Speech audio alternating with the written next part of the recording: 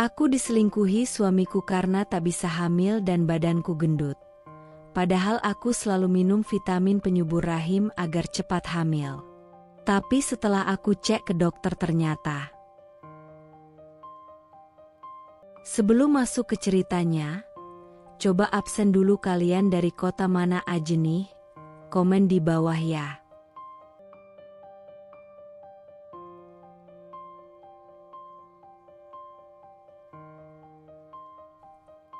Alia dan Gilang duduk berdua di sofa ruang tamu, tangan mereka saling menggenggam erat.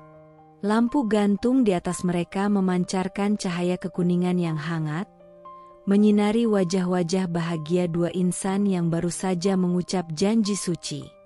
Di dinding rumah, bingkai-bingkai foto pernikahan mereka tergantung rapi, senyum Alia yang sumringah dalam balutan gaun putih, mata Gilang yang berkaca-kaca saat mengucap akad, dan pelukan pertama mereka sebagai suami istri. Rumah itu masih baru, belum banyak perabot, namun terasa hidup. Setiap sudutnya membawa kenangan dan harapan. Di dapur kecil yang bersih, masih ada sisa kue pengantin yang belum dibuang. Di kamar tidur, spray bermotif bunga mawar masih rapi sejak malam pertama. Di teras, pot-pot bunga yang ditanam Alia mulai bertunas, seakan ikut merayakan awal hidup baru mereka. Gilang memandang istrinya, mengusap rambut panjang Alia yang tergerai lembut di bahunya. "Alia," ucap Gilang pelan, suaranya hangat, "aku masih gak percaya akhirnya kamu jadi istriku." Alia tersenyum, matanya berkaca-kaca. Ia menunduk, lalu menyandarkan kepala di bahu suaminya. "Aku juga, setiap pagi bangun dan lihat kamu di sampingku, rasanya seperti mimpi, Lang." Mereka terdiam sejenak, menikmati detik-detik tenang yang terasa seperti selamanya. Namun jauh di dalam hati Alia, ada sesuatu yang mulai tumbuh. Bukan keraguan, tapi harapan.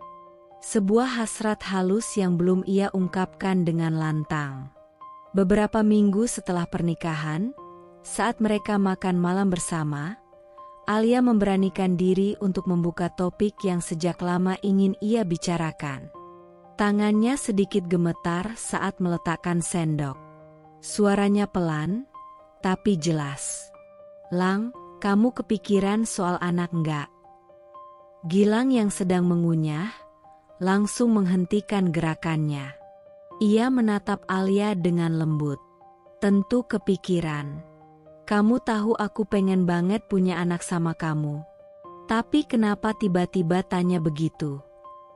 Alia menghela napas. Ia menggenggam tangan suaminya erat, lalu menatap matanya. "Aku udah mulai minum vitamin penyubur rahim.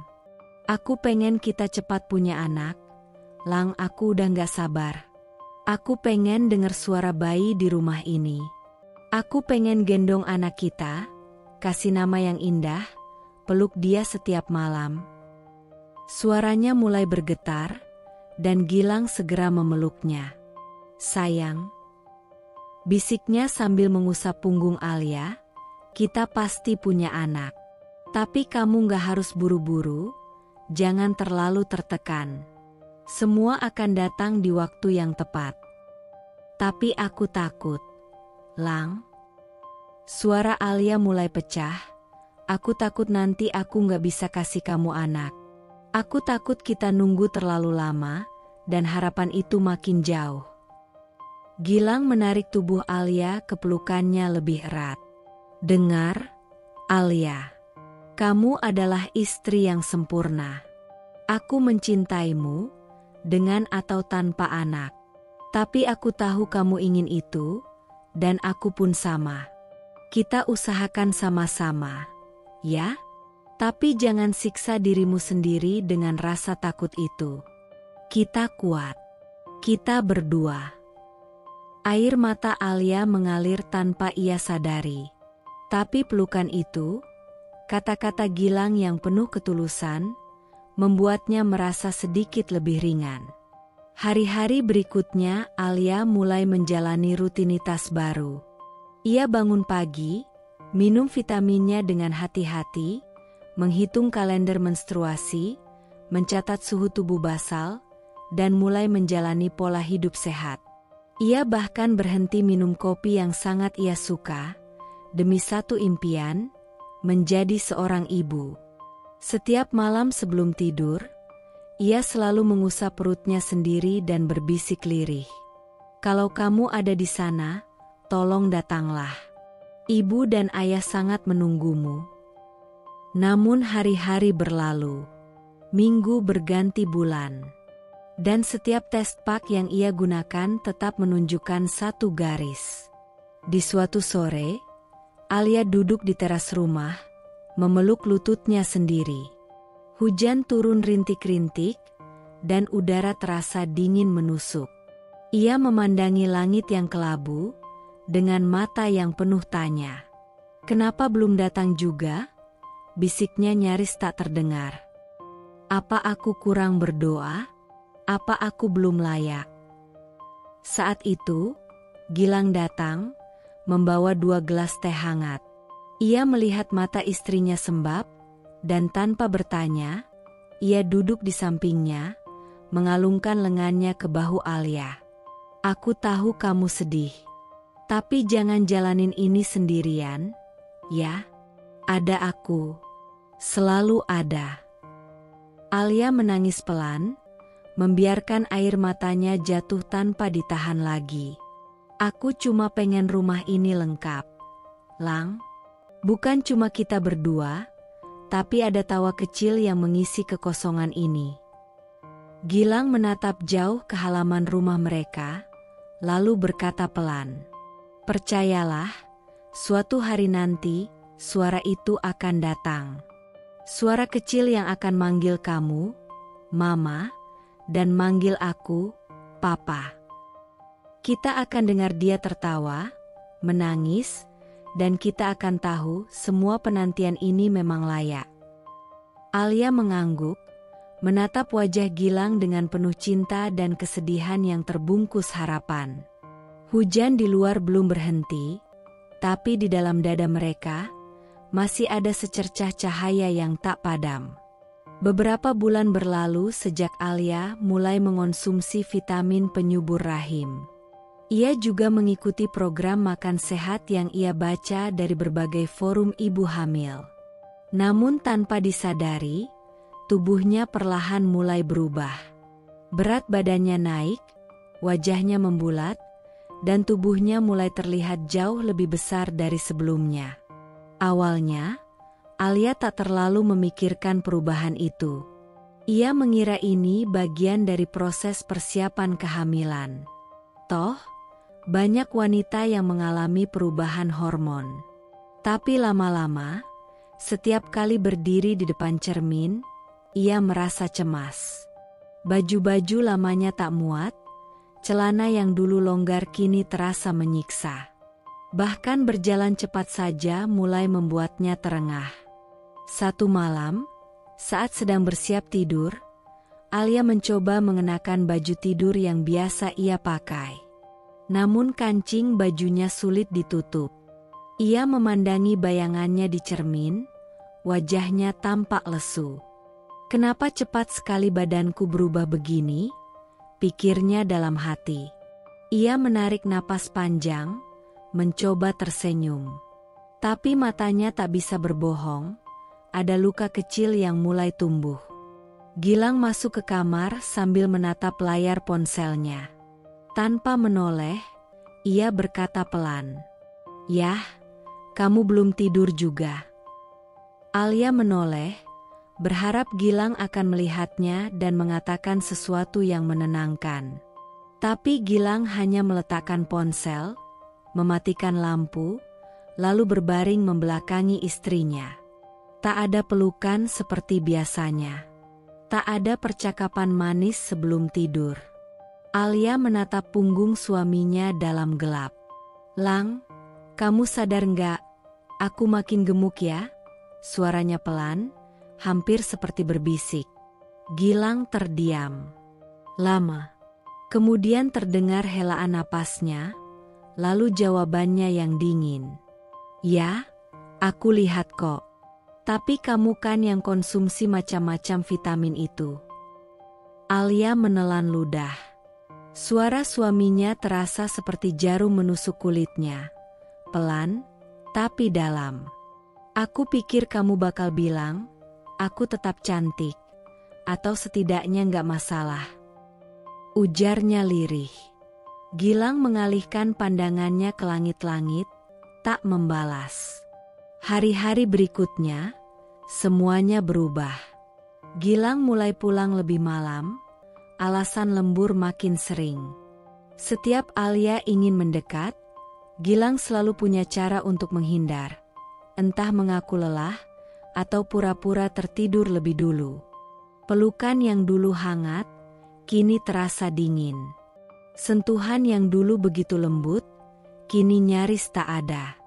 Sampai suatu malam, Alia tak tahan lagi. Ia memberanikan diri untuk bicara. Lang, kamu berubah. Katanya pelan saat mereka duduk di ruang tengah, ditemani suara televisi yang nyaris tak terdengar. Gilang mengangkat alis. Berubah gimana maksud kamu? Kamu kayak nggak mau sentuh aku lagi. Kamu nggak lihat aku, Lang. Aku bukan cuma makin besar, aku juga makin kesepian. Gilang menghela napas keras. Alia, jangan dibikin drama, ya. Aku cuma lagi capek. Kerjaan lagi banyak. Alia menggigit bibir bawahnya, matanya mulai berkaca-kaca. Capek? Kamu selalu bilang capek. Tapi kenyataannya kamu risihkan? Kamu jijik lihat aku sekarang, ya? Jangan berlebihan. Bentak Gilang tiba-tiba, suaranya meninggi. Kamu sendiri yang bikin badan kamu jadi kayak sekarang. Makan terus, minum suplemen ini itu, nggak kontrol diri. Aku juga manusia, Alia. Aku juga butuh istri yang, ya, menarik. Bukan cuma ngomel soal anak dan badan sendiri. Kata-kata itu menghantam Alia seperti badai. Ia membeku. Matanya menatap kosong ke arah suaminya. Jadi, kamu malu punya istri kayak aku? Suaranya nyaris tak terdengar. Gilang terdiam. Terlambat. Air mata Alia mulai jatuh satu-satu, membasahi pipinya. Aku ngelakuin ini semua karena kita. Karena aku pengen kita punya anak. Aku rela kehilangan bentuk tubuhku, bahkan kehilangan rasa percaya diriku sendiri, demi mimpi kita berdua. Ia berdiri, menahan tangis yang kini tak bisa ia sembunyikan. Aku nggak butuh kamu sempurna, Lang. Aku cuma butuh kamu tetap di sampingku. Seperti dulu. Alia melangkah ke kamar, menutup pintu dengan pelan. Tapi suara isaknya masih terdengar. Di balik pintu itu, seorang perempuan sedang patah hati, bukan karena cinta yang hilang, tapi karena cinta yang perlahan menjauh tanpa alasan. Gilang duduk terdiam di sofa, wajahnya tertunduk. Tapi egonya lebih tinggi dari rasa bersalahnya. Ia tahu, ia menyakiti perempuan yang paling mencintainya, yang mengubah hidupnya dengan ketulusan yang bahkan kini ia ragukan sendiri. Pagi itu, langit mendung seperti mencerminkan suasana hati Alia. Ia sibuk di dapur, menyiapkan sarapan untuk Gilang. Di atas meja, ada telur mata sapi, roti bakar, dan secangkir kopi hitam kesukaan suaminya. Ia tahu belakangan ini suasana rumah menjadi dingin, Gilang jarang menyentuhnya, bahkan semakin sering menghindar. Tapi Alia tetap berusaha. Ia tak ingin menyerah. Ia masih menggenggam harapan bahwa pernikahan mereka bisa kembali hangat. Namun, harapan itu kembali diguncang. Hari itu, Ibu mertua Alia datang tanpa memberi kabar. Sosok wanita itu berdiri di depan pintu rumah mereka dengan raut wajah yang sulit dibaca.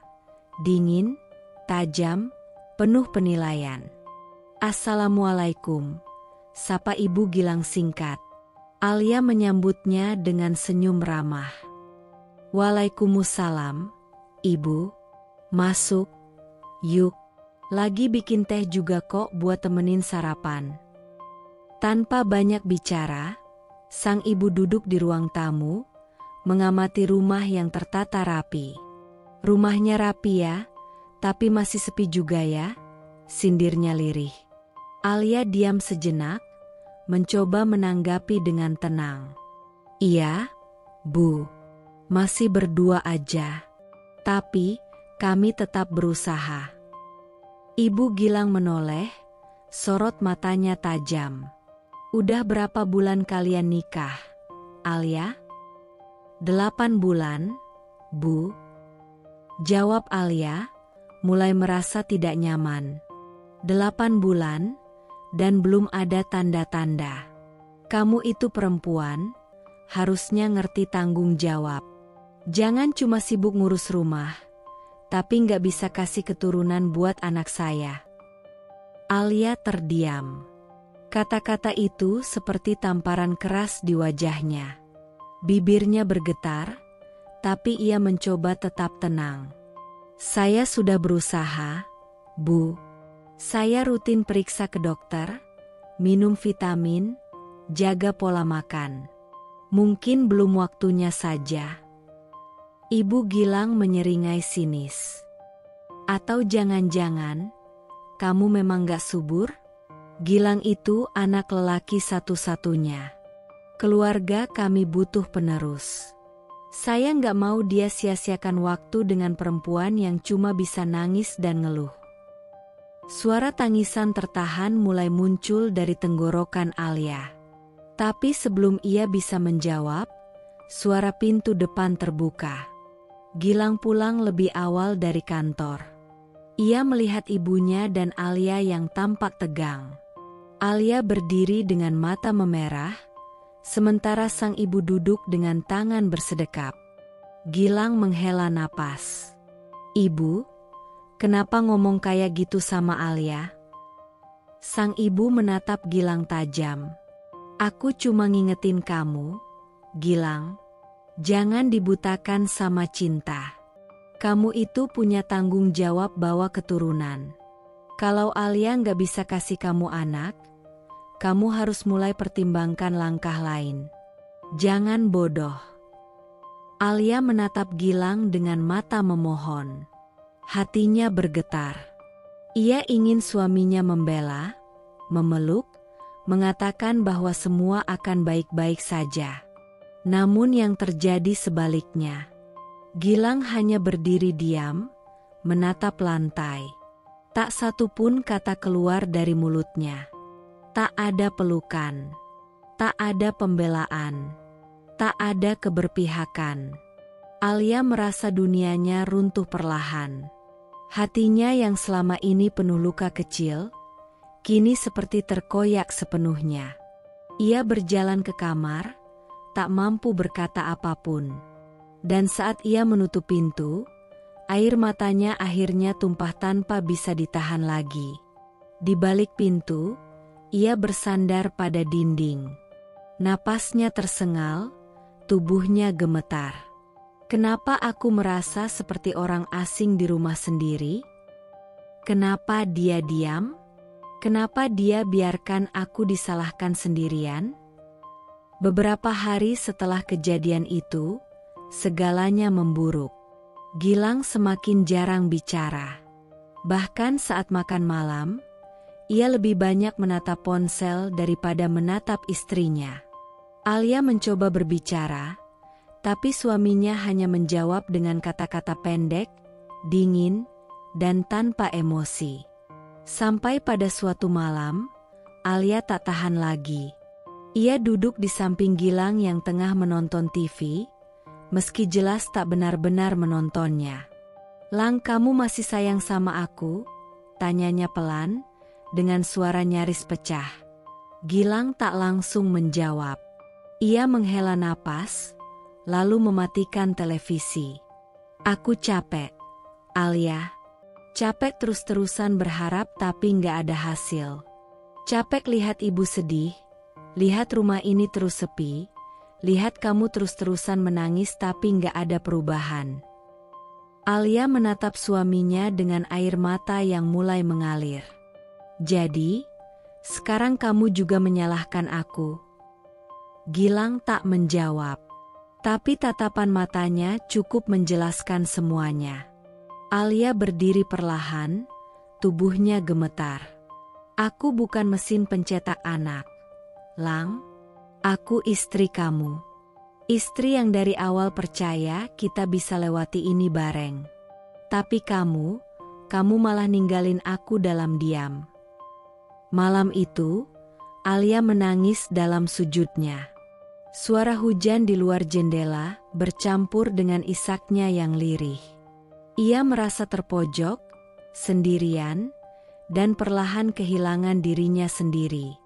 Beberapa minggu setelah suasana rumah menjadi dingin, Gilang mengusulkan untuk mencari bantuan di rumah. Biar kamu gak kecapean terus, katanya datar pada suatu pagi. Alia, yang sudah kelelahan secara fisik dan mental, tak banyak berpikir. Ia hanya mengangguk lemah. Baginya, semua yang bisa membuat rumah ini terasa sedikit lebih ringan, layak dicoba. 2 hari kemudian, muncullah Sinta. Seorang gadis muda, mungkin 20-an awal. Wajahnya manis, rambutnya panjang digelung rapi, dan tutur katanya sopan. Ia datang dengan membawa tas kecil dan senyum yang menenangkan. Permisi, Bu. Nama saya Sinta. Katanya saya disuruh kerja di sini, ucapnya sambil menunduk sopan. Alia langsung menyukai kesan pertama gadis itu. Masuk. Ya, rumah ini nggak besar, tapi semoga kamu betah bantu-bantu di sini, sahutnya sambil tersenyum kecil. Sinta mulai bekerja esoknya. Ia cekatan, rajin, dan selalu bersikap manis. Dapur jadi lebih bersih, pakaian rapi disetrika, tanaman di teras disiram dengan telaten. Tapi ada yang tak Alia sadari, tatapan Sinta saat memperhatikan Gilang. Tatapan yang bukan sekadar penghormatan seorang pembantu kepada majikan, tapi ada rasa di sana. Rasa yang diam-diam tumbuh seperti racun dalam taman yang semula indah. Suatu sore, Alia merasa pusing dan berbaring di kamar. Sinta mengetuk pintu pelan. Bu, saya bikinkan teh hangat, boleh saya masuk? Alia mengangguk. Iya, Sin, makasih ya. Sinta masuk, meletakkan teh di meja nakas. Tapi sebelum keluar, ia sempat bertanya, "Maaf, Bu, Bapak biasanya suka teh pakai gula atau madu, ya?" Alia mengernyit. Kenapa nanya? Sinta tersenyum manis. Tadi Bapak kelihatan capek banget pas pulang, jadi saya bikinin teh juga. Takutnya salah aja. Alia terdiam sejenak. Ada rasa aneh di dada, tapi ia menepisnya. Dia cuma perhatian, nggak lebih, pikirnya mencoba menenangkan hati. Namun setelah itu, perhatian Sinta pada Gilang makin terasa. Diam-diam, ia mulai mengganti dasi Gilang yang tergantung sembarangan. Ia menyetrika baju kerja Gilang dengan lipatan sempurna, menyuguhkan kopi hangat tepat saat Gilang pulang, bahkan tertawa pelan saat mendengar candaan Gilang yang bahkan tak lucu. Dan yang paling menyakitkan, Gilang mulai tersenyum lagi. Tapi bukan pada Alia, melainkan saat berbicara dengan Sinta. Suatu malam, Alia sedang di kamar, menyiapkan pakaian Gilang seperti biasa. Ia mendengar suara tawa pelan dari ruang tamu. Saat berjalan pelan ke arah suara itu, langkahnya terhenti di balik tembok. Gilang dan Sinta duduk cukup dekat di sofa. Sinta menyodorkan cangkir dan berkata dengan suara manja, "Ini teh pakai madu kayak yang Bapak suka." Gilang tertawa kecil. "Kamu hafal banget, ya?" Sinta menggigit bibir bawahnya sambil tertawa genit. "Saya perhatiin aja, Pak. Kan tugas saya bikin Bapak nyaman." Alia berdiri membeku. Dunia seperti runtuh di hadapannya. Ia mundur pelan, kembali ke kamar tanpa suara. Tapi matanya sudah basah. Napasnya tercekat. Di kamar, ia menatap cermin besar. Wajahnya lelah, matanya sayu. Tubuhnya membesar, pakaian longgar tetap tak mampu menutupi perasaan tak diinginkan. Aku kalah, bahkan dari perempuan yang baru datang beberapa minggu. Keesokan paginya, Alia mencoba bersikap biasa. Tapi dalam hatinya, ada sesuatu yang berubah. Ia mulai memperhatikan Sinta lebih dekat. Cara gadis itu tersenyum saat menyambut Gilang, cara dia menunduk dengan manja, bahkan cara dia menyentuh gelas yang biasa dipakai Gilang, ada kesengajaan di situ. Seolah Sinta ingin meninggalkan jejaknya, pelan-pelan, di dalam rumah ini. Dan Gilang, tak lagi peduli. Ia makin sering bicara dengan Sinta, dan makin jarang menatap istrinya. Bahkan saat Alia mencoba menyuapi makan malam seperti dulu, Gilang hanya menolak singkat. "Udah, aku udah makan sama Sinta tadi sore." Alia tertunduk. Hatinya teriris. Beberapa hari kemudian, saat Alia sedang mencuci pakaian, ia tak sengaja menemukan sehelai sapu tangan di kantong celana Gilang. Sapu tangan berenda dengan huruf S kecil di pojoknya. Aroma parfum wanita samar tertinggal di sana. Dan saat ia melihat lebih dekat, ada bekas lipstik pudar di ujung kainnya. Alia berdiri terpaku. Tangannya gemetar. Matanya menatap kosong pada kain kecil itu, seolah itu adalah bukti pengkhianatan yang selama ini ia tolak untuk percaya. Ia tak tahu harus menangis, berteriak, atau marah. Tapi yang jelas, untuk pertama kalinya, hatinya bukan hanya patah. Ia hancur. Hari-hari terasa lebih sunyi dari sebelumnya. Rumah itu kini benar-benar menjadi tempat yang dingin. Meski sinar matahari tetap masuk dari jendela besar di ruang tengah. Suara tawa Gilang sudah lama tak terdengar. Pelukan hangat setiap pagi hanya tinggal kenangan. Bahkan aroma tubuhnya pun mulai terasa asing bagi Alia. Sudah lebih dari seminggu, Gilang jarang pulang tepat waktu. Bahkan dalam seminggu itu, 2 kali ia tak pulang sama sekali. Alasannya selalu sama. Lembur, banyak proyek di kantor. Alia mencoba percaya. Ia mencoba meyakinkan dirinya bahwa Gilang hanya kelelahan, bahwa semua ini akan baik-baik saja. Tapi ada sesuatu yang tak bisa dibohongi, firasatnya sebagai istri. Suatu malam, Alia duduk di meja makan sendirian. Makanan di meja sudah dingin. Sup ayam favorit Gilang dibiarkan tak tersentuh. Ia menatap ponsel, menunggu pesan masuk yang tak kunjung datang. Akhirnya, ia memberanikan diri untuk mengirim pesan. "Alia, kamu nggak pulang lagi malam ini?" 15 menit, tak ada balasan. 30 menit, masih hening. Hingga akhirnya, pesan balasan muncul, 1 kalimat singkat. "Gilang, masih banyak kerjaan. Jangan ditunggu." Tak ada emoji. Tak ada kata maaf. Dingin. Singkat. Membeku. Alia meremas ponselnya perlahan, berusaha menahan sesak yang makin memenuhi dadanya. "Kenapa kamu berubah secepat ini, Lang?" bisiknya, sendirian. Keesokan harinya, Alia mencoba menelepon kantor Gilang. Suaranya sedikit gemetar saat resepsionis mengangkat. "Maaf, saya istrinya Pak Gilang.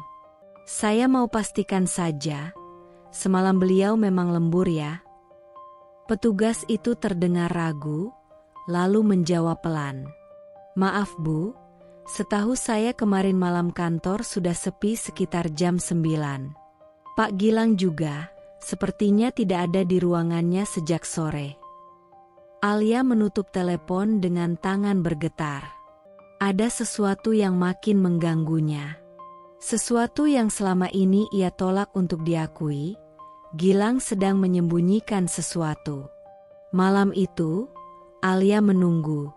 Ia duduk di ruang tamu dengan lampu remang. Jam sudah menunjukkan pukul 11.30 malam saat pintu depan akhirnya terbuka. Gilang masuk, mengenakan kemeja kusut dan aroma parfum yang tak biasa. Bukan aroma sabun mandinya. Bukan aroma rumah ini. Alia berdiri perlahan. "Kamu dari mana?" tanyanya pelan tapi tajam. Gilang terkejut melihat istrinya belum tidur. Ia menghindari tatapannya. "Kerja. Lembur." Alia menatapnya tanpa berkedip. "Jam segini?" "Alia, tolong jangan mulai lagi. Aku capek." Gilang menepis tangan Alia yang mencoba menyentuh lengan bajunya, lalu langsung masuk ke kamar mandi. Alia berdiri di tempat, tubuhnya gemetar. Air mata mengalir begitu saja. Bukan karena ia marah, tapi karena ia tahu, seseorang yang sedang berbohong akan selalu tampak lelah, tergesa, dan menjauh.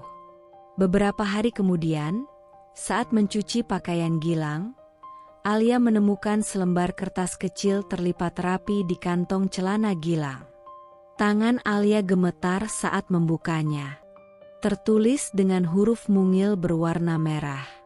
"Terima kasih sudah nemenin malam itu. Tanda ciuman S." Alia menutup mata. Jantungnya seolah berhenti berdetak. Bibirnya bergetar. "S. Sinta?" Segalanya seolah menjadi terang sekaligus gelap dalam sekejap. Ia terduduk di lantai ruang cuci. Tangannya menggenggam kertas itu erat-erat. Napasnya tak beraturan. "Aku sudah kehilangan dia, dan yang paling menyakitkan, aku kehilangan diriku sendiri." Malam itu, Alia tak bisa tidur. Ia hanya menatap langit-langit kamar, mendengarkan suara napas Gilang yang lelap di sampingnya. Tapi tidak ada ketenangan di sana. Hatinya penuh dengan tanya. Sampai kapan aku harus pura-pura tidak tahu? Sampai kapan aku diam? Sementara hatiku dicabik-cabik dalam diam? Ia berbalik memunggungi Gilang dan membisikkan sesuatu pada dirinya sendiri. "Kalau kamu udah nggak bisa mencintaiku, kenapa kamu masih di sini? Kenapa kamu nggak pergi sekalian? Biar aku bisa belajar hidup tanpamu." Setelah malam-malam panjang yang penuh isak diam dan perasaan terasing di rumah sendiri, Alia mulai kehilangan semangat. Tapi di tengah kehampaan itu, satu hal yang membuatnya tetap bertahan adalah harapan untuk hamil. Ia percaya, jika ia berhasil mengandung, semuanya akan berubah. Gilang, ibunya, dan bahkan sikap rumah ini padanya. Dan di saat ia nyaris putus asa, Sinta datang membawa sesuatu. Suatu pagi, saat Alia duduk termenung di dapur, Sinta menghampirinya dengan nampan kecil. Di atasnya, segelas teh hangat beraroma rempah dan satu kapsul berwarna putih susu. "Bu," kata Sinta sambil tersenyum lembut, "saya pernah bantu di rumah orang yang juga susah punya anak. Waktu itu, Dia minum teh herbal ini sama vitamin khusus. Sekarang udah punya anak 2. Alia mengangkat alis, terkejut. Serius, Sin? Sinta mengangguk, ekspresi wajahnya sangat meyakinkan. Iya, Bu. Saya nggak berani kasih kalau belum pernah lihat sendiri hasilnya. Ini alami, kok. Aman.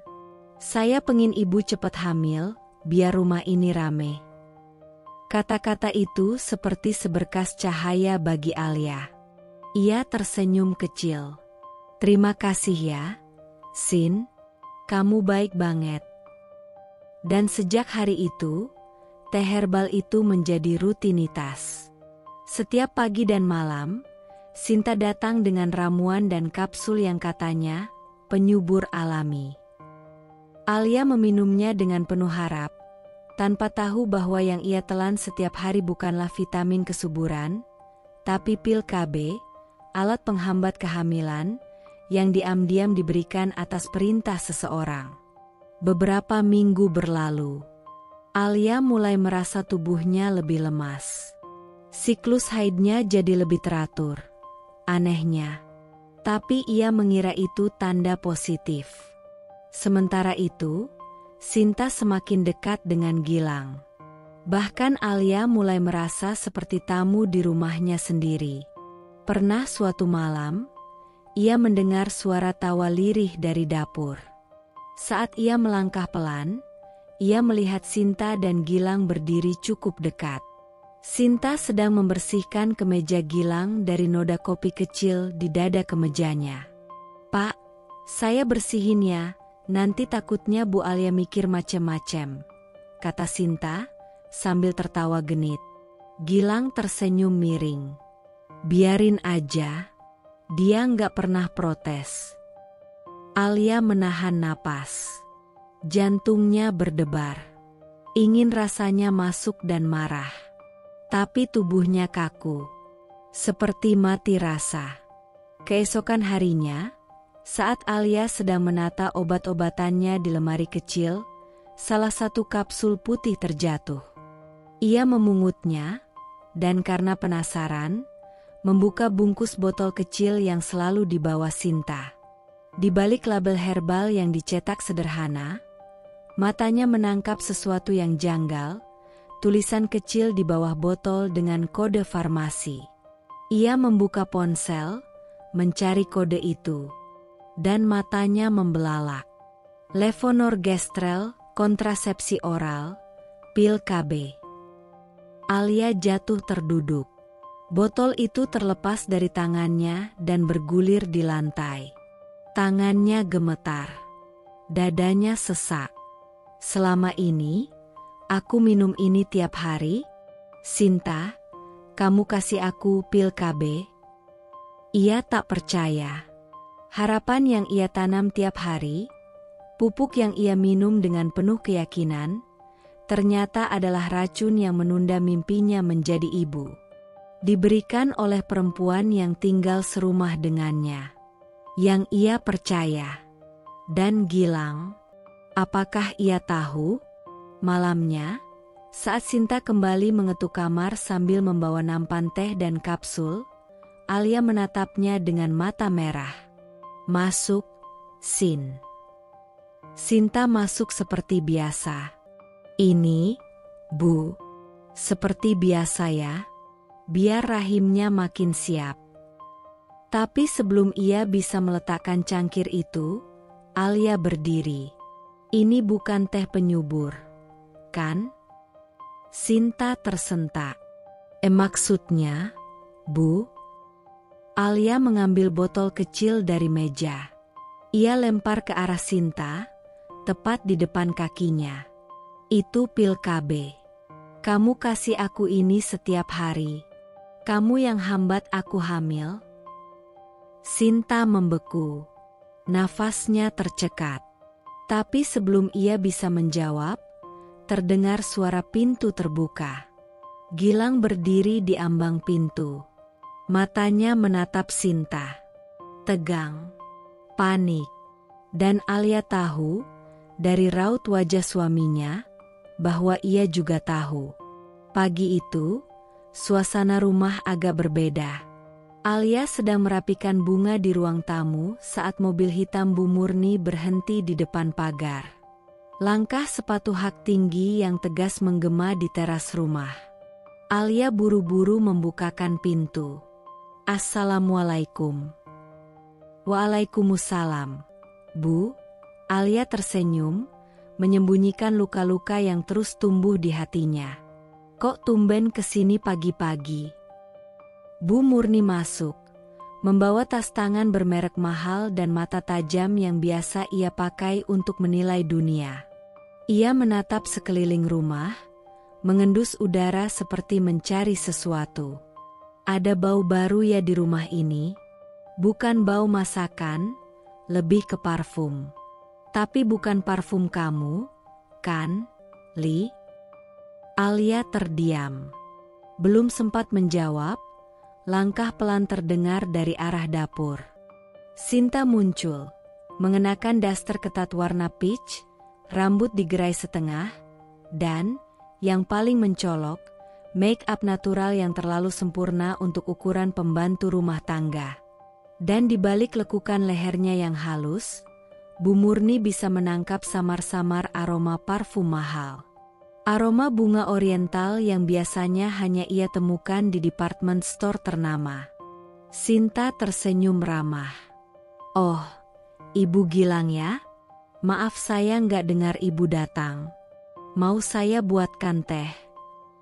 Mata Bu Murni mengamati dari kepala hingga kaki.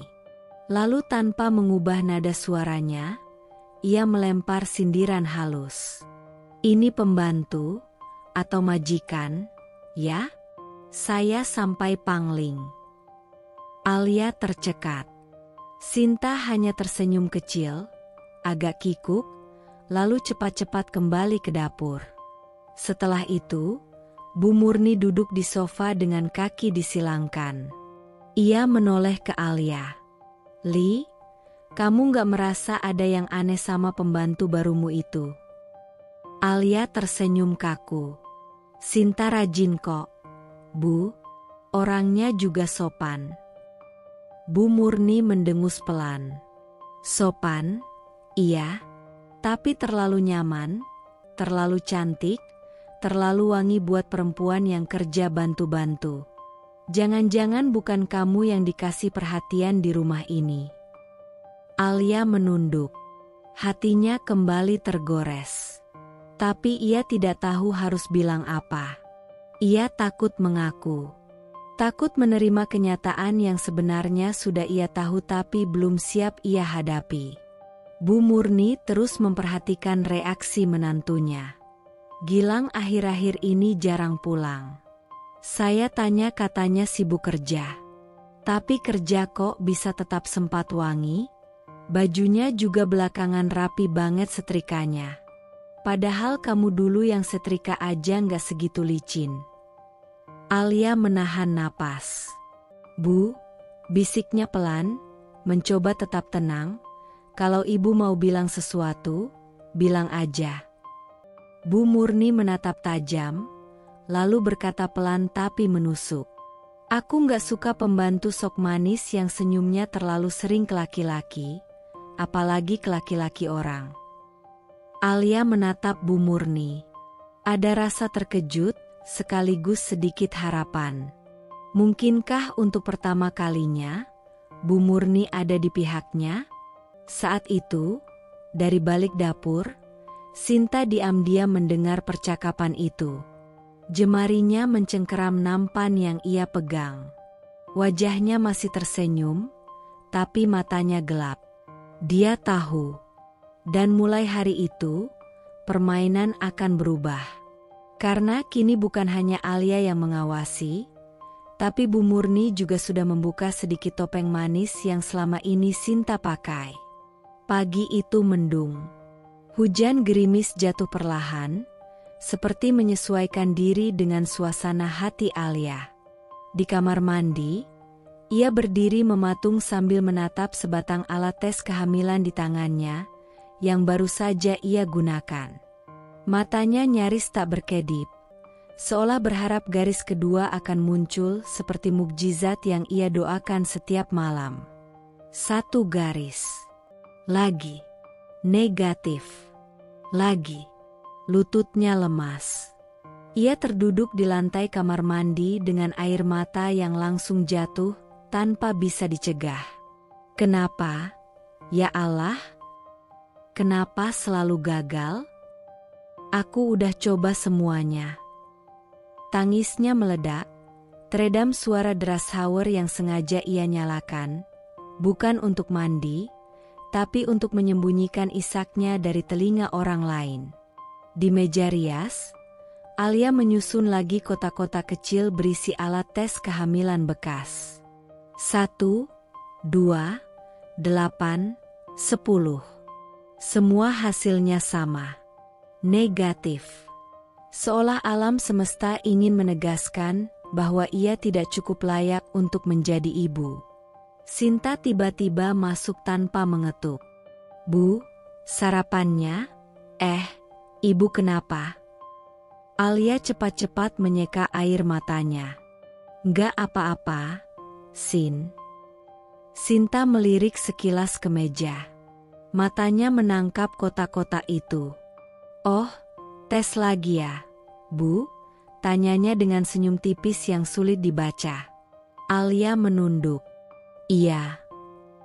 Sinta melangkah mendekat, tangannya menaruh nampan di meja. Sabar ya, Bu, mungkin belum waktunya. Tuhan belum kasih. Alia hanya mengangguk. Tapi di dalam hatinya, ada sesuatu yang terasa janggal. Kata-kata Sinta selalu terdengar manis. Tapi kenapa ada hawa dingin yang mengikuti setiap ucapannya? Malamnya, Alia duduk di tempat tidur sambil memegang botol teh herbal dan kapsul pemberian Sinta. Ia memandangi labelnya. Hatinya mulai resah lagi. Ia ingat hasil pencariannya tempo hari. Tapi, kenapa ia tetap meminumnya? Mungkin karena ia ingin percaya bahwa seseorang di rumah ini masih peduli. Atau mungkin karena ia terlalu lelah untuk curiga. Gilang pulang larut malam. Kali ini langsung masuk ke kamar tanpa menyapa. Bahkan tidak melirik Alia yang duduk mematung. Ia membuka jas, menyimpan ponsel, lalu rebah di sisi tempat tidur. Alia mencoba bicara. Lang, aku tes lagi tadi pagi. Gilang hanya menjawab dengan gumaman. Negatif lagi. Hening. Lang, suara Alia mulai bergetar. Aku udah coba semuanya. Vitamin, makanan sehat, olahraga, bahkan terapi. Aku udah, Alia. Jangan diulang-ulang, potong Gilang, suaranya dingin. Kamu pikir aku nggak capek dengar kamu nangis tiap bulan karena hasil tes? Alia menatapnya, kaget sekaligus sakit hati.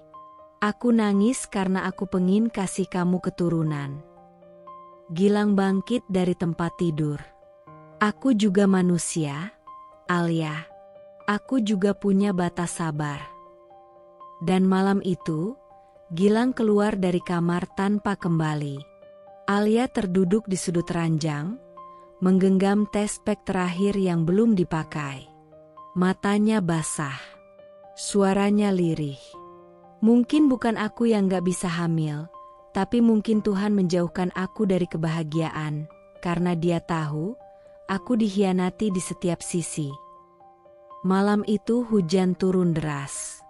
Petir menyambar seperti ikut berteriak di langit yang murka. Di dalam kamar yang dulunya hangat, kini hanya ada dingin dan tatapan kosong. Alia duduk di ujung ranjang. Tubuhnya membungkuk. Tangannya menggenggam hasil tes kehamilan yang baru saja ia buang ke tempat sampah. Negatif. Lagi. Ia mencoba berbicara dengan nada pelan, seperti seseorang yang sedang menahan luka di dada. Lang, Aku tahu kamu kecewa. Tapi aku juga, Lang. Aku lebih dari kecewa. Aku hancur. Gilang yang sedang mengganti bajunya, menoleh dengan ekspresi jengkel. Setiap bulan kamu cuma bisa nangis. Tes, nangis. Tes, nangis. Sampai kapan sih? Alia menatap suaminya dengan mata merah. Aku nggak pernah berhenti usaha, Lang. Aku minum vitamin, aku jaga makan, aku hindari stres, semua aku lakuin demi kita. Gilang tertawa sinis. Demi kita? Demi kita? Atau demi kamu sendiri? Alia berdiri. Maksud kamu apa? Gilang menatapnya dari atas ke bawah, penuh kecewa dan kekesalan yang tertahan lama. Alia, lihat diri kamu. Kamu makin hari makin gendut. Kamu bahkan gak menarik lagi. Gimana aku bisa semangat pulang ke rumah? Alia terpaku. Nafasnya tercekat. Lang, kamu serius ngomong begitu ke istri kamu? Tapi Gilang tak berhenti. Dadanya membusung, emosinya meledak, dan mulutnya menjadi senjata yang paling tajam malam itu. Iya, aku pengen punya anak, Alia. Tapi yang aku dapat, kamu yang makin gendut, makin murung, dan tetap gak bisa ngasih aku keturunan. Suara Gilang membentak, membelah malam. Dan Alia hanya berdiri mematung. Mulutnya terbuka, tapi tak ada suara keluar. Air mata jatuh deras di pipinya, tak bisa ia tahan lagi. Ia tak sanggup bicara. Kata-kata Gilang barusan lebih menyakitkan dari semua hasil tes negatif yang pernah ia lihat. Setelah beberapa detik, dengan suara gemetar, ia berkata pelan, nyaris tak terdengar.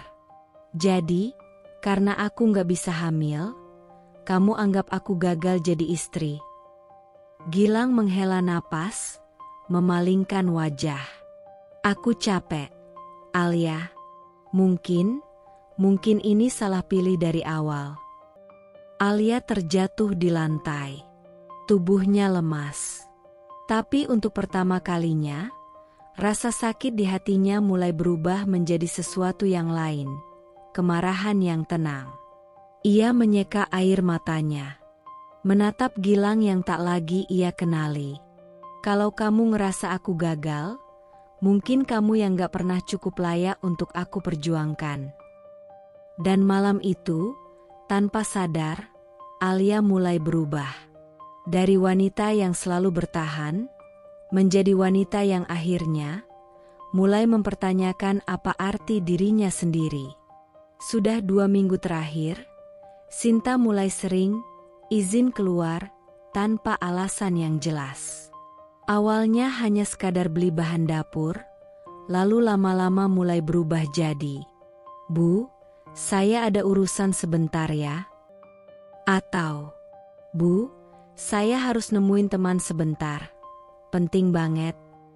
Dan setiap kali kembali ke rumah, Sinta selalu terlihat lebih rapi dari saat ia pergi. Make up segar, rambut tersisir ulang, dan kadang bahkan ada aroma parfum yang Alia tak pernah punya. Awalnya Alia diam.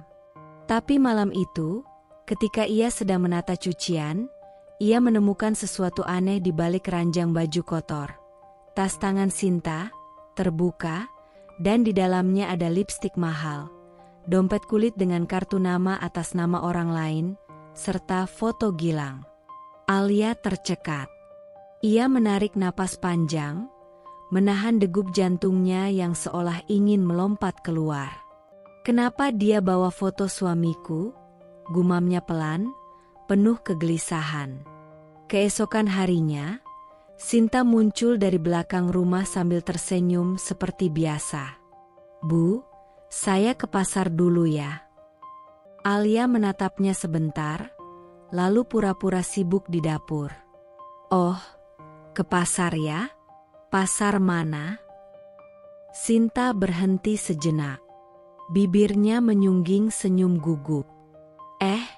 Yang biasa itu loh Bu, pasar dekat jalan besar. Alia mengangguk, tak menunjukkan apa-apa.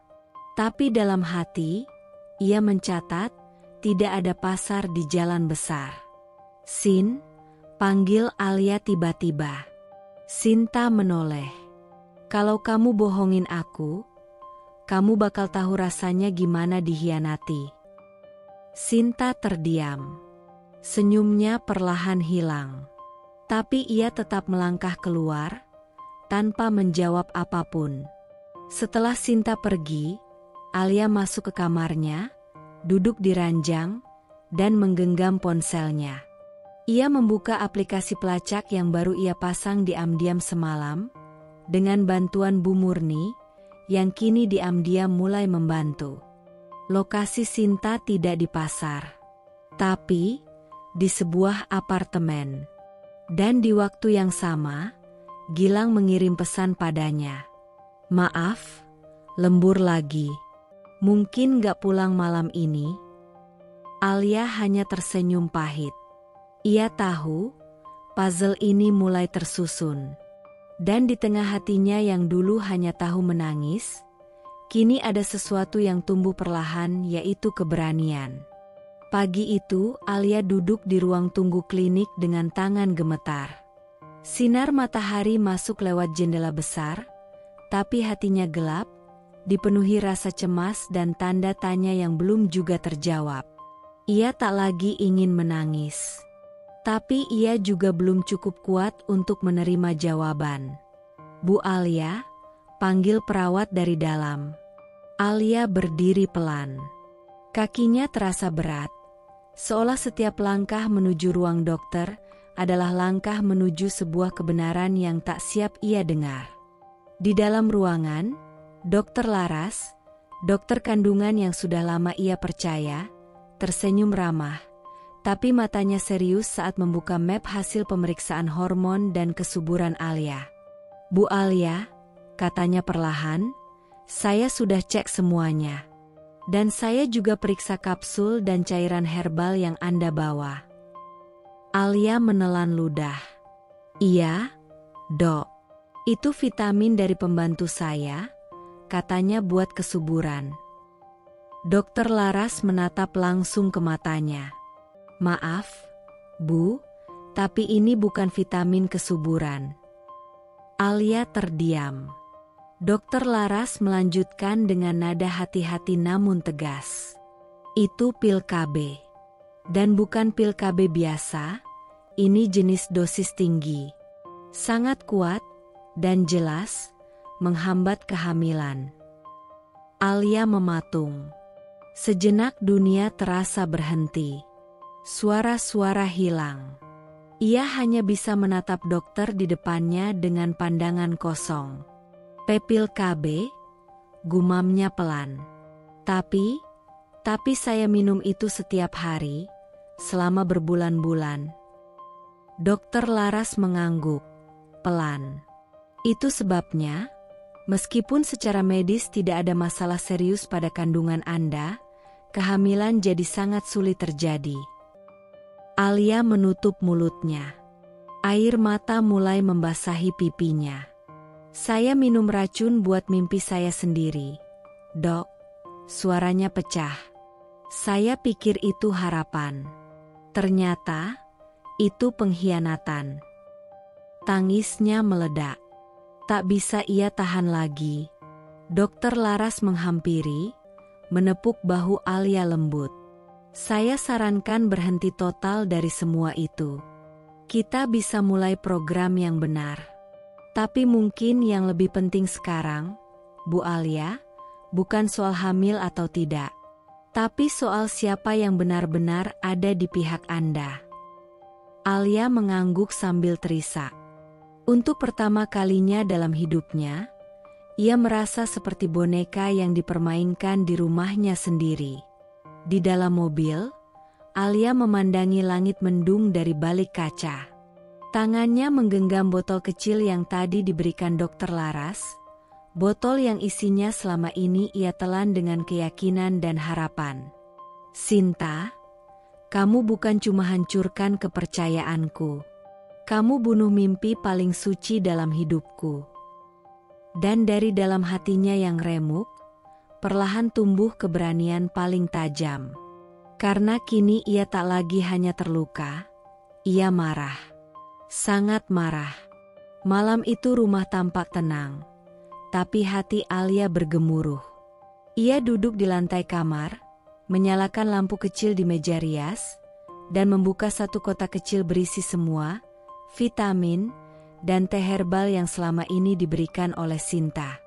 Tangannya gemetar saat membongkar bungkus demi bungkus. Ada beberapa yang masih tersegel, sebagian sudah kosong. Ia memotret semuanya, lalu membuka laptopnya. Tangannya cekatan, meski napasnya tak teratur. Ia mulai menelusuri nama bahan, kode farmasi, bentuk kapsul, dan nomor registrasi. Setelah hampir 2 jam pencarian, matanya membelalak. Semua hasil pencarian menunjukkan satu hal. Kontrasepsi oral dosis tinggi. Tidak dianjurkan untuk program hamil. Efek samping, mencegah ovulasi secara agresif. Alia terdiam. Lama. Tangan kanannya perlahan naik, menutup mulut. Matanya membasah. Tangis tak keluar. Tapi tubuhnya gemetar hebat. Ya Allah, aku ditipu. Selama ini aku... Ia memandangi tumpukan bungkus obat itu. Seolah benda-benda itu sedang menertawainya, mengejek semua perjuangan yang ia jalani dengan ketulusan. Aku berdoa sambil menelan racun yang disiapkan di dapurku sendiri, oleh orang yang kuberi tempat tinggal dan kepercayaan. Paginya, Alia berdiri di depan lemari Sinta. Ia membuka satu persatu lacinya secara diam-diam saat Sinta masih tidur. Dan di balik tumpukan baju, ia menemukan lebih dari yang ia cari. Tumpukan bungkus yang sama. Uang tunai dalam amplop. Dan sebuah kertas kecil bertuliskan nama Gilang. Mata Alia menatap tajam. Nafasnya berat. Tapi kini ia tak lagi gemetar karena takut. Ia marah. Dan ia siap. Siangnya, ia duduk sendirian di ruang makan, dengan semua bungkus obat yang kini dimasukkan ke dalam kantong plastik bening. Di sampingnya ada amplop uang dan kertas dengan nama Gilang. Semua tersusun rapi. Bukti. Sinta keluar dari dapur, tersenyum seperti biasa. Bu, mau teh sore? Alia menatapnya. Senyumnya tenang. Tapi matanya dingin seperti es. Gak usah. Sin, tehnya aku simpan buat polisi nanti. Sinta terdiam. Senyumnya kaku. Jantungnya jelas mulai berdegup tak beraturan. Alia berdiri perlahan, membawa kantong bening berisi bukti. Aku tahu semuanya. Dari vitamin palsu, sampai permainan kotor kamu. Dan aku janji, Sin, ini belum selesai. Dan untuk pertama kalinya, Sinta tahu, Alia bukan lagi wanita yang mudah ditipu. Hari itu, Alia duduk sendirian di ruang tamu. Di hadapannya, layar kecil dari aplikasi CCTV tersembunyi yang baru seminggu lalu ia pasang dengan bantuan seorang teknisi kepercayaan Bu Murni. Kamera itu mungil, tersembunyi di sudut-sudut yang tak kasat mata. Satu di ruang tengah, satu di dapur, dan satu di lorong depan kamar Gilang. Hatinya berdetak kencang. Ia tak tahu pasti kenapa sore ini ia membuka rekaman, tapi instingnya mengatakan, ada yang sedang terjadi. Jam di layar menunjukkan pukul 16.12. Alia melihat dirinya sendiri keluar rumah. Momen saat ia bilang pada Sinta bahwa ia ingin menenangkan diri di taman dekat rumah. Ia tahu itu adalah umpan. Dan benar saja, hanya 12 menit setelah Alia pergi, di layar itu terlihat Sinta muncul dari dapur.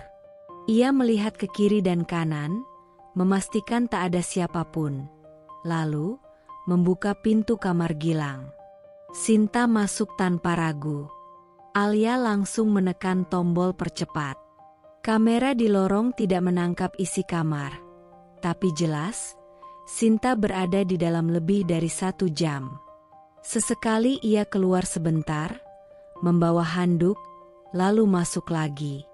Dan saat Gilang pulang, sekitar pukul 17.43, ia langsung masuk ke kamar tanpa bertanya apa-apa. 5 menit kemudian, Sinta keluar dengan rambut basah dan pipi merona. Ia bahkan tertawa pelan sambil membawa pakaian ke mesin cuci. Alia tak bisa bernapas. Tangannya gemetar hebat. Tapi matanya tak bisa lepas dari layar. Ini dia. Ini buktinya. Bukan lagi firasat. Bukan lagi asumsi. Ini kenyataan.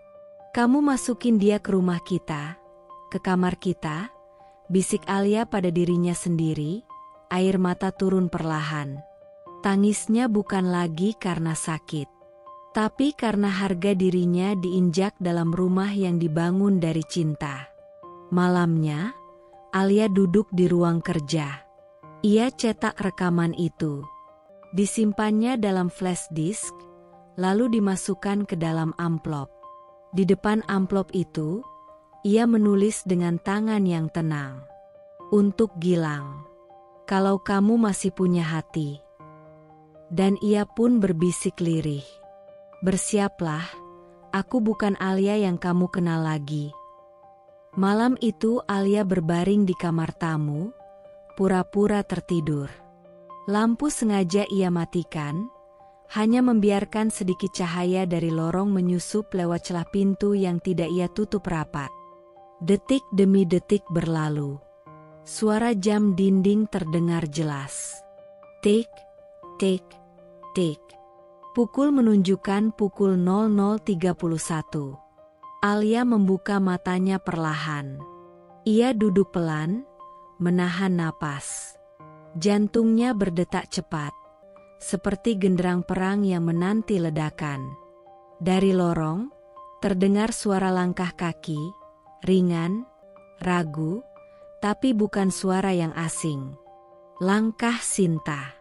Alia berdiri, membuka pintu sedikit. Ia mengintip ke arah kamar utama, kamarnya dan Gilang. Pintu kamar utama terbuka. Ia mendekat. Setiap langkah seperti berjalan di atas pisau. Dingin, tajam, menyayat diam-diam. Lalu terdengar suara pelan, nyaris seperti bisikan, tawa kecil seorang perempuan. Mas, kamu gak takut ketahuan? Suara itu, jelas suara Sinta. Dia udah tidur. Kayaknya lelah banget tuh, gak mungkin bangun. Suara Gilang. Alia berhenti tepat di depan pintu yang sedikit terbuka. Jari-jarinya menggenggam gagang pintu, gemetar hebat, tapi ia tak melepaskannya. Dan saat ia mendorong pintu itu pelan, matanya menyaksikan neraka. Sinta, dengan rambut tergerai dan daster tipis, berada di atas tempat tidur. Gilang, duduk di pinggir ranjang, tangannya melingkar di pinggang wanita yang bukan istrinya. Lalu mereka berciuman. Di sana, di ranjang tempat Alia dulu berdoa tiap malam, menangis, berharap bisa mengandung buah cinta. Hening. Alia tak bersuara, tapi air matanya tumpah seketika. Tubuhnya lemas, tapi ia tidak roboh. Ia membuka pintu sepenuhnya dengan satu hentakan. Puas kalian? Gilang dan Sinta tersentak. Sinta langsung meloncat mundur, wajahnya pucat. Gilang berdiri, kaget tak tahu harus bicara apa. Kamu tidur sama pembantu di tempat kita tidur. Gilang, apa kamu masih punya harga diri? Alia menjerit. Tangisnya pecah. Tapi sorot matanya tajam. Bukan hanya sedih, tapi marah, hancur, dan muak. Gilang mencoba mendekat. Sayang, aku bisa jelasin. Plak. Sebuah tamparan mendarat di pipi Gilang. Keras, tegas, penuh seluruh isi hati Alia yang remuk. Jangan panggil aku sayang. Aku nggak buta. Aku lihat kalian dari CCTV. Aku tahu soal pil KB yang kamu suruh Sinta kasih ke aku. Kalian pikir aku bodoh? Aku cuma terlalu cinta. Sinta hanya berdiri di pojok kamar, tak bisa berkata apapun. Alia menatapnya penuh jijik. Kamu pikir kamu menang? Sin? Mendapat suami orang, hancurin rumah tangga orang. Ia mendekat. Tapi kamu lupa, kamu cuma pelarian. Dan aku adalah istri sah yang sekarang tahu cara melawan. Alia menatap mereka berdua, lalu berkata pelan tapi menggema. Mulai malam ini, aku bukan wanita yang bisa kalian permainkan lagi. Dan malam itu, bukan hanya cinta yang mati, tapi juga semua batas kesabaran. Suasana kamar itu tegang, hening tapi panas. Udara seakan membeku karena kemarahan Alia yang nyaris tak terbendung. Sinta berdiri di pojok kamar, tubuhnya bergetar. Gilang masih berusaha menyusun kata-kata, tapi semuanya terdengar seperti racun di telinga Alia. Selama ini, aku yang kamu sakiti. Suara Alia pelan, tapi penuh bara. Aku yang berjuang. Aku yang berdoa setiap malam. Aku yang menahan rasa sakit tiap kali lihat hasil tes kehamilan itu negatif. Matanya basah, tapi tatapannya tajam menusuk ke arah Sinta. Sementara dia, wanita yang kamu biarkan kasih aku pil KB, yang kamu masukkan ke rumah kita untuk nyakitin aku diam-diam. Sinta membuka mulut, mencoba bicara. Bu, saya... Plak. Sebuah tamparan mendarat keras di pipi Sinta. Kepala Sinta menoleh ke samping. Shock. Kaget. Tapi ia tak bisa melawan. Kamu nggak punya hak minta maaf, teriak Alia. Kamu bukan cuma ngerebut suami orang. Kamu hancurin hidupku, mimpiku jadi ibu, dan kepercayaanku sama manusia. Gilang maju, memegang tangan Alia. Alia, cukup. Jangan kasar ke dia. Alia menatap suaminya. Terpaku. Tak percaya. Apa? Kamu bela dia? Gilang menarik napas. Dia bukan cuma pembantu. Dia lebih dari itu. Dia wanita sejati yang ngerti aku, yang bisa ngasih aku kehangatan yang selama ini aku cari. Ucapan itu seperti pisau tumpul yang perlahan menyayat jantung Alia. Nafasnya tercekat. Ia tertawa kecil, tawa yang pahit dan getir. Wanita sejati. Ia menatap Gilang dari ujung kaki sampai kepala. Berarti bagimu, wanita sejati itu yang ngasih racun ke istrimu sendiri, yang tidur di ranjang rumah tangga orang lain, yang merayu suami saat istrinya lagi nangis sendirian di kamar tamu. Ia melangkah pelan ke arah Gilang. Suaranya pelan, nyaris berbisik, tapi tajam seperti pecahan kaca. Kalau itu definisimu tentang wanita sejati, maka kamu bukan pria sejati. Gilang terdiam. Matanya menunduk, tapi mulutnya masih mencoba membela. Alia, kamu berubah. Kamu udah nggak seperti dulu. Kamu terlalu emosional, terlalu fokus sama hamil, kamu lupa caranya jadi istri. Dan kamu lupa caranya jadi suami, potong Alia dengan suara gemuruh. Kamu yang berubah, Gilang. Kamu berhenti menyentuhku sejak aku naik berat badan. Kamu diam saat ibumu hina aku.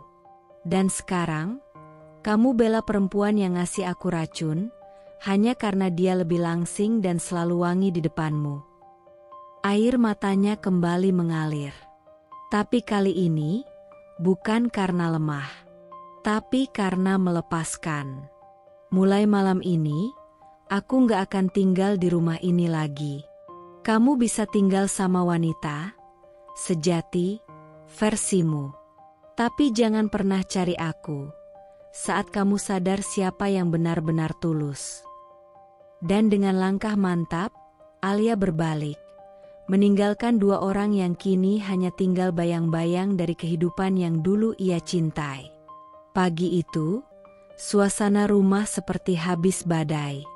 Alia duduk di meja makan, masih mengenakan baju tidurnya. Matanya sembab, tapi tatapannya kosong. Di hadapannya hanya secangkir kopi yang sudah dingin. Ia belum minum. Bahkan belum bisa menelan ludah dengan tenang. Langkah kaki terdengar dari arah tangga. Gilang turun dengan langkah tergesa. Raut wajahnya tegang, tapi bukan karena menyesal, karena marah. Kamu masih di sini? Tanyanya dingin. Alia mendongak pelan. Ini rumah kita. Gilang menggeleng, tertawa sinis. Rumah aku, Alia. Yang bayar aku, yang cicil aku. Kamu gak punya apa-apa di sini. Deh. Perkataan itu seperti palu godam yang menghantam keras ke kepala Alia. Tapi ia masih berusaha tenang. Aku istrimu. Aku tinggal di sini karena status itu. Gilang melipat tangannya. Iya. Dan sekarang aku gak butuh istri yang cuma bisa nangis, ngeluh, dan bikin malu. Malu? Kamu mandul, Alia, teriak Gilang. Kamu pikir aku gak malu tiap ditanya keluarga, kapan punya anak? Setiap bulan kamu bilang, berharap, dan berdoa, tapi yang ada malah berat badanmu naik, bukan 2 garis di tes Pak. Alia berdiri perlahan, menahan tubuhnya yang mulai goyah. Kamu pikir aku gak malu juga? Dipermalukan mertua, diremehkan, diselingkuhi, dihianati dalam rumah yang aku rawat setiap hari. Gilang menunjuk ke arah pintu. Udah cukup. Kemas barang kamu. Keluar dari rumah ini sekarang juga. Kamu ngusir aku. Kamu cuma jadi beban. Alia, aku gak butuh istri mandul. Dan aku gak sayang lagi sama kamu. Alia menatap wajah suaminya lama. Menahan sesak, menahan amarah, menahan jeritan dari lubuk hati yang paling dalam. Tapi ia tak menangis. Perlahan ia mengangguk. Oke. Suaranya nyaris tak terdengar.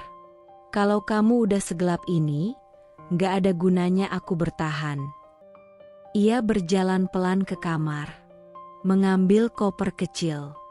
Menarik laci meja, mengambil flash disk dan dokumen-dokumen penting. Ia berhenti sejenak, memandangi foto pernikahan mereka yang tergantung di dinding. Senyum bahagia mereka dulu, kini seperti ejekan kejam. Alia membuka kopernya, memasukkan semua yang ia butuhkan. Lalu keluar, melewati ruang tamu yang dulu penuh tawa, kini penuh luka. Sebelum keluar, ia menoleh. Kamu boleh usir aku dari rumah ini, Gilang. Tapi kamu gak akan pernah bisa usir aku dari rasa bersalahmu nanti. Dan ketika kamu sadar siapa yang kamu buang, aku udah terlalu jauh untuk kamu kejar. Pintu tertutup pelan. Tapi suara hatinya masih menggema di dinding rumah itu. Dan saat langkah Alia menjauh, langkah barunya sebagai wanita yang akan bangkit pun dimulai. Hujan turun saat Alia tiba di kos kecil yang ia sewa di pinggiran kota. Ruangan itu sempit. Hanya cukup untuk satu ranjang single, meja kecil, dan rak buku mungil.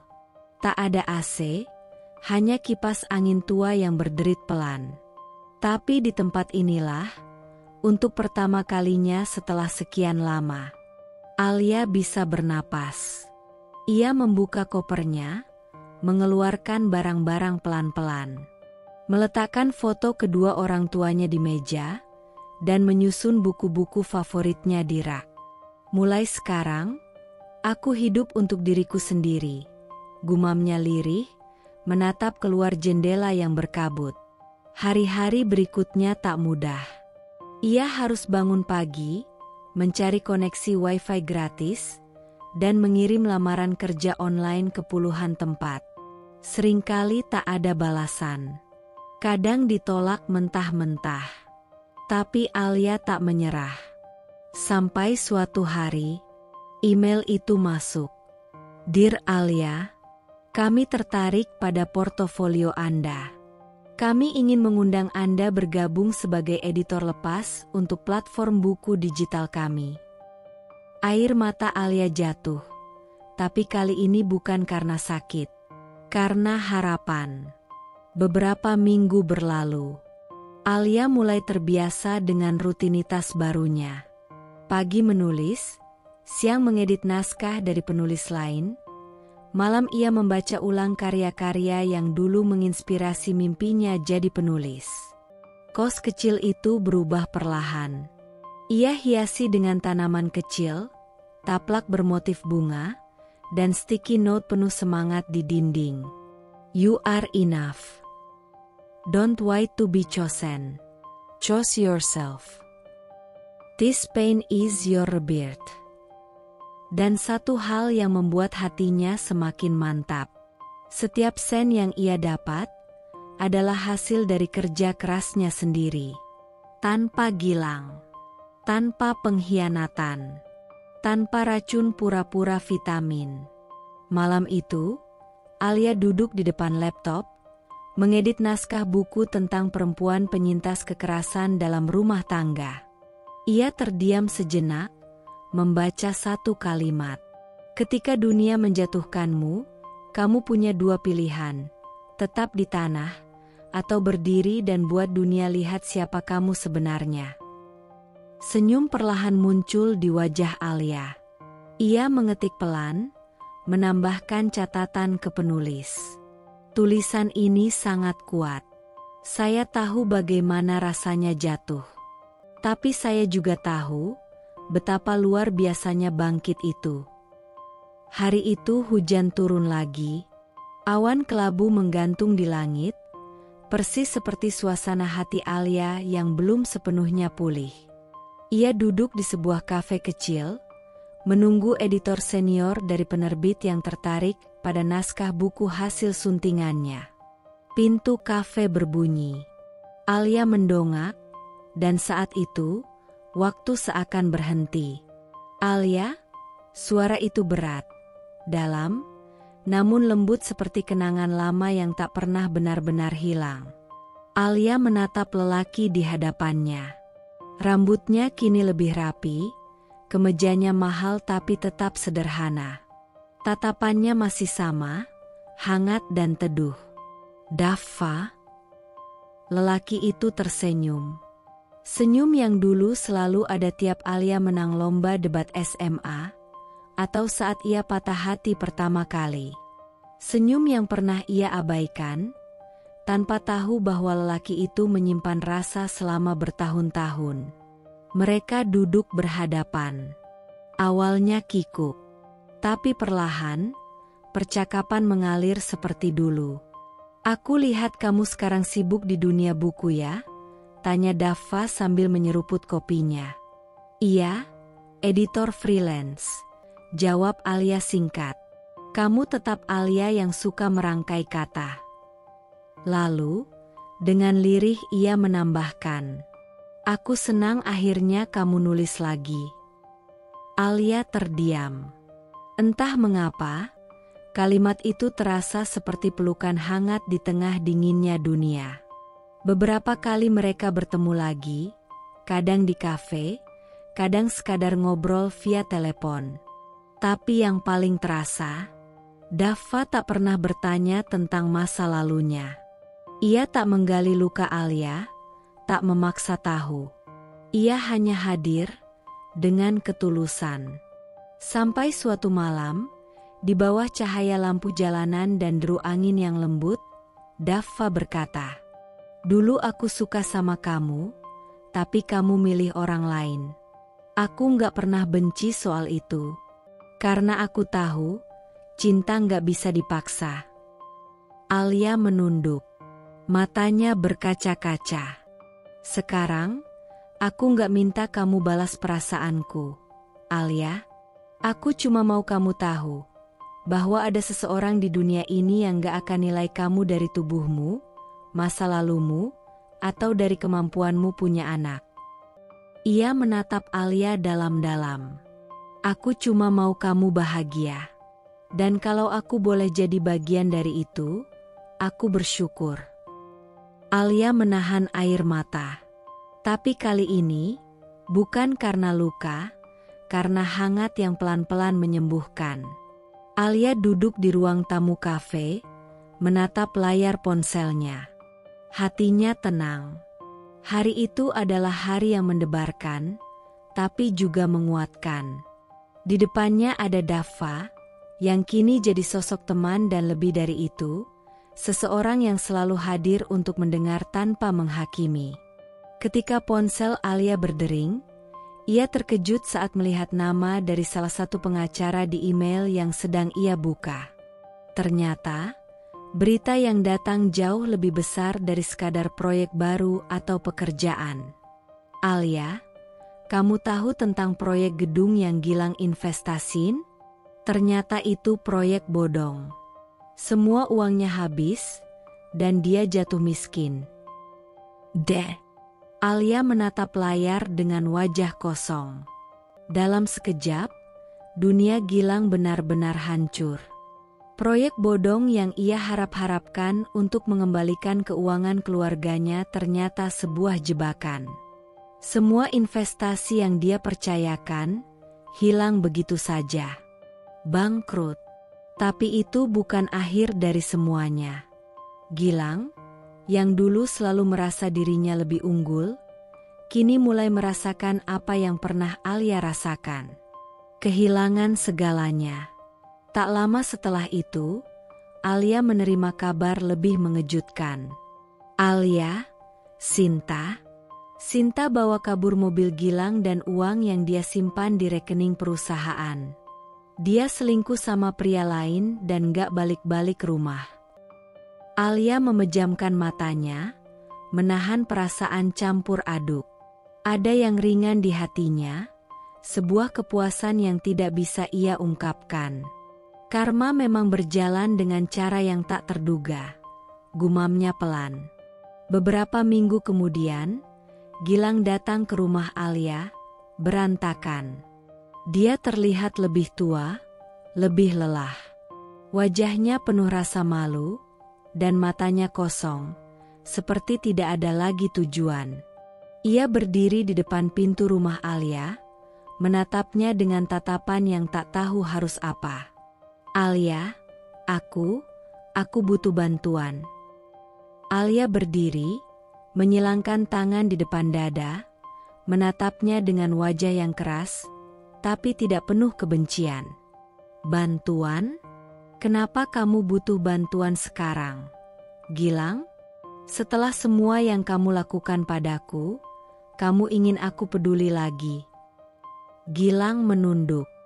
Aku tahu, aku salah. Aku sangat menyesal. Tapi Alia tidak terpengaruh. Kamu menyesal? Apa yang sudah kamu lakukan pada aku? pada hidup kita, itu bisa diselesaikan dengan kata-kata, menyesal? Kamu menghancurkan semuanya, Gilang.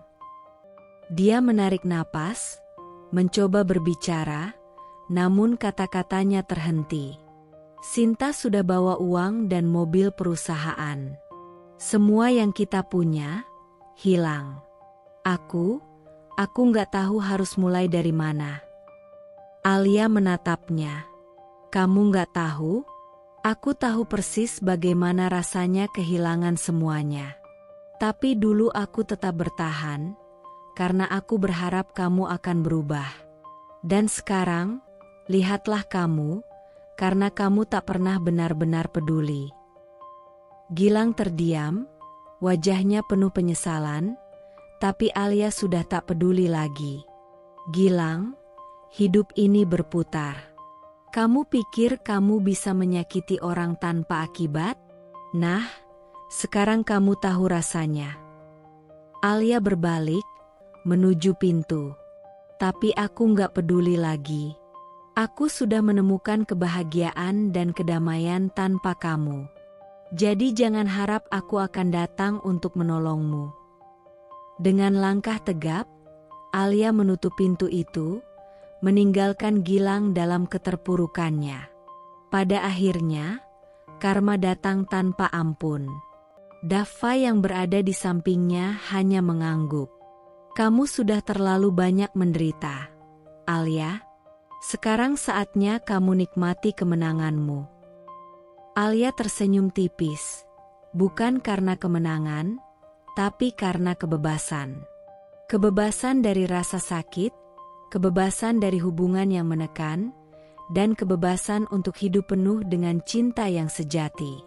Gilang duduk di sebuah bar kecil, sendirian, dengan segelas bir yang sudah hampir habis. Matahari sudah tenggelam, tapi gelapnya hatinya tak kunjung reda. Wajahnya lebih tua dari umur sebenarnya, rautnya lelah, dan pikirannya terus berkecamuk. Segalanya hilang. Uangnya, mobilnya, bahkan rasa hormat dari orang-orang di sekitarnya. Setiap pagi, dia bangun di ruang sempit, memandangi langit-langit yang pecah, merenungi pilihan-pilihan bodoh yang ia buat. Sinta, dia pergi begitu saja dengan pria lain. Bahkan, semua uang dan aset yang dia kumpulkan selama ini dibawa kabur. Gilang tahu, hidupnya kini hancur. Tak ada lagi jalan keluar. Suatu malam, dia duduk di depan televisi tua yang dipasang di sudut ruangan. Bosan dan tak tahu harus kemana, dia menyalakan TV tanpa ada tujuan.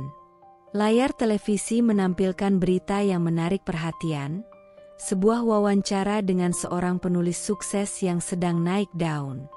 Wajah perempuan itu tidak salah lagi, Alia, perempuan yang dulu ia tinggalkan. Dava, yang kini berdiri di sampingnya, tersenyum. Alia, bagaimana rasanya mencapai semua ini? Tanya sang pembawa acara.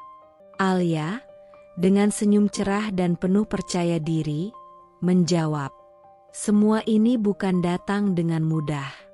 Saya banyak belajar dari hidup. Dan saya sangat bersyukur memiliki keluarga yang mendukung saya.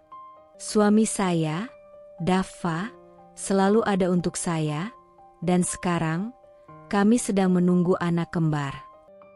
Gilang tercekat, jantungnya seperti berhenti berdetak.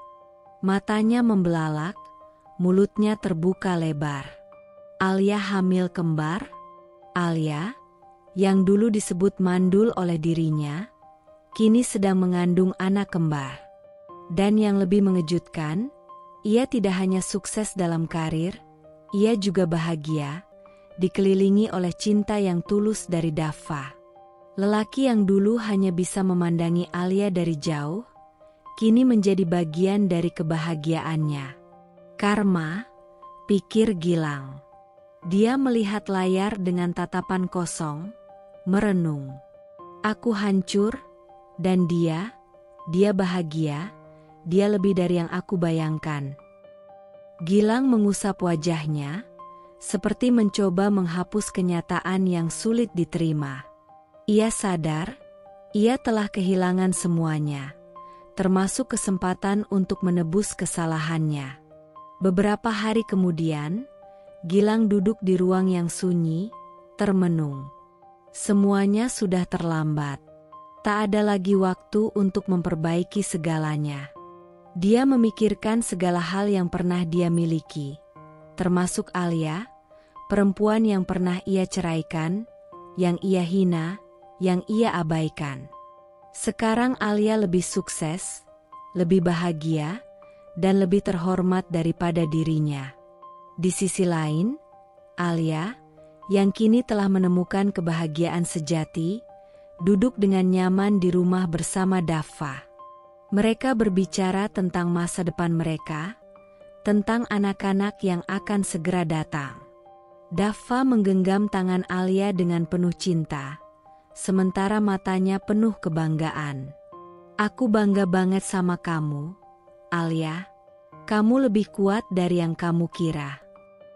Alia tersenyum, menggenggam tangan Daffa lebih erat. "Terima kasih, Daffa. Aku nggak bisa sampai di sini tanpa kamu." Mereka berbicara tentang harapan baru, mimpi baru, dan kehidupan yang penuh kebahagiaan yang mereka bangun bersama. Dan di luar sana, Gilang, yang dulu menganggap dirinya lebih hebat, tak bisa lagi menyangkal karma yang datang dengan begitu sempurna. Alia, yang dulu ia anggap sebagai beban, kini menjadi cahaya yang memancar terang. Sedangkan Gilang terperosok dalam kegelapan yang ia buat sendiri. Karma selalu punya cara untuk memberi pelajaran. Alia berdiri di depan kamera, menatap layar dengan senyum yang penuh kedamaian. Di balik senyumnya, ada perjalanan panjang yang tak mudah. Sebuah perjalanan yang dimulai dengan rasa sakit yang tak terbayangkan, dan kini berakhir dengan kemenangan yang ia peroleh dengan ketulusan hati. Di hadapan dunia, ia berbicara, namun kali ini dengan suara yang penuh kekuatan. Bukan lagi suara perempuan yang terpojok atau terhukum oleh masa lalunya. Ini adalah suara seorang perempuan yang telah menemukan dirinya kembali, yang telah mengambil kendali penuh atas hidupnya. "Saya sudah melewati banyak hal. Saya pernah merasa terluka, dipermalukan, dihina, dan saya sempat berpikir bahwa hidup saya tidak akan pernah sama lagi. Tapi ternyata, hidup selalu memberi kita kesempatan kedua. Mungkin itu tidak datang dengan cara yang kita inginkan, tapi justru dari kejatuhan kita yang paling dalam, kita bisa bangkit lebih kuat." Alia berhenti sejenak, menarik napas dalam-dalam, dan melanjutkan dengan tatapan yang penuh makna. "Saya sudah memaafkan. Saya tidak ingin hidup dengan kebencian atau penyesalan. Karena saya tahu, dari pengkhianatan itu, saya menemukan apa yang sesungguhnya saya cari, cinta sejati. Bukan cinta yang datang dari perasaan egois atau keinginan untuk memiliki, tetapi cinta yang memberi, yang menerima, dan yang membuat kita merasa utuh." Dia tersenyum, kali ini lebih tulus, lebih penuh damai. Cinta itu ada di dalam diri kita sendiri. Dan ketika kita cukup kuat untuk mencintai diri kita, dunia akan memberikannya kembali. Saya berdiri di sini bukan hanya sebagai seorang penulis, tapi sebagai seorang perempuan yang telah belajar bahwa kebahagiaan itu tidak perlu dicari di tempat lain, karena itu ada dalam diri kita. Alia menatap langsung ke kamera, mata yang dulu penuh air mata kini bersinar dengan kekuatan yang tak terbantahkan. "Saya tidak melupakan apa yang terjadi, tapi saya juga tahu bahwa hidup saya lebih indah tanpa beban itu. Saya tidak akan membiarkan masa lalu saya mendikte siapa saya di masa depan." Di sampingnya, Daffa berdiri dengan senyum penuh kebanggaan, merangkulnya dengan lembut. Alia menoleh dan tersenyum pada Daffa, suaranya serak tapi penuh cinta. Daffa adalah bukti bahwa cinta yang sejati datang dengan ketulusan, dengan kesabaran, dan dengan cara yang tak pernah kita duga. Terima kasih sudah menjadi bagian dari hidup saya. Bersama kamu, saya tahu, hidup ini lebih indah. Alia menatap kembali ke kamera. Untuk semua perempuan yang pernah merasa hilang atau terluka, ingatlah, kamu tidak sendiri. Kamu lebih kuat dari yang kamu kira. Dan kamu layak untuk bahagia. Saat itu, Alia merasa semuanya terpenuhi, bukan hanya dengan kata-kata, tetapi dengan kedamaian yang kini mengisi hatinya. Dia telah melewati jalan penuh onak, tapi pada akhirnya, dia berdiri dengan gagah, lebih hidup dari sebelumnya. Hidupnya yang dulu penuh air mata, kini menjadi kisah tentang keberanian, kebangkitan, dan cinta sejati. Alia bukan lagi perempuan yang dilukai masa lalu, tetapi perempuan yang membentuk masa depannya sendiri. Dan dunia tak bisa lagi menahan sinarnya.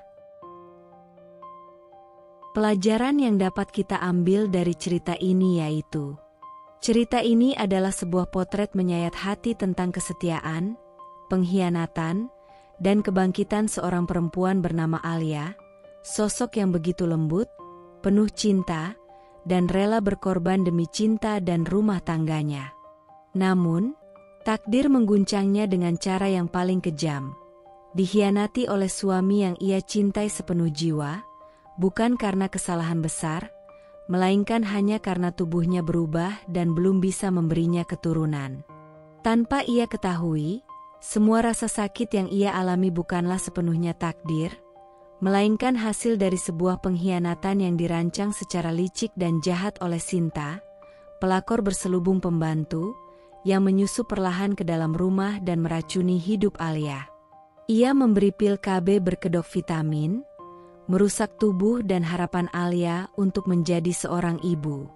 Dalam keterpurukan yang amat dalam, dihina, disalahkan, bahkan diusir dari rumah yang dulu dibangun atas nama cinta, Alia sempat hancur.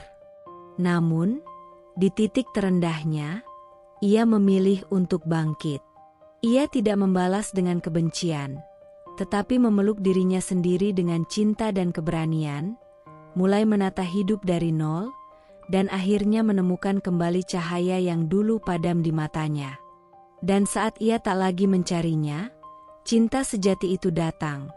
Daffa, pria dari masa lalu yang mencintainya dengan tulus, yang tak pernah menilai dirinya dari bentuk tubuh atau status. Bersama Daffa, Alia kembali menemukan makna cinta yang sebenarnya, yang menerima, bukan menuntut, yang melindungi, bukan menghancurkan. Sementara itu, Gilang, yang dulu merasa paling benar dan paling berhak menilai cinta, akhirnya menerima tamparan keras dari semesta. Ditipu oleh Sinta, ditinggalkan, kehilangan segalanya, dan menyaksikan Alia, perempuan yang pernah ia campakan, berubah menjadi sosok yang sukses, cantik, kuat, dan tengah mengandung anak kembar dari pria yang benar-benar mencintainya. Cerita ini bukan sekadar drama rumah tangga. Ini adalah pelajaran hidup, bahwa kesetiaan tidak layak dibalas dengan pengkhianatan. Niat jahat akan kembali sebagai karma. Perempuan yang sabar dan tulus tak akan selamanya disakiti, karena saat semesta menyembuhkan, ia akan diberi lebih dari yang pernah ia bayangkan. Cinta sejati bukan tentang sempurna, tapi tentang saling memilih meski dalam luka dan duka. Dan Alia, ia bukan hanya tokoh dalam cerita. Ia adalah cermin dari begitu banyak hati yang pernah patah, namun memilih untuk bangkit, tumbuh, dan bersinar.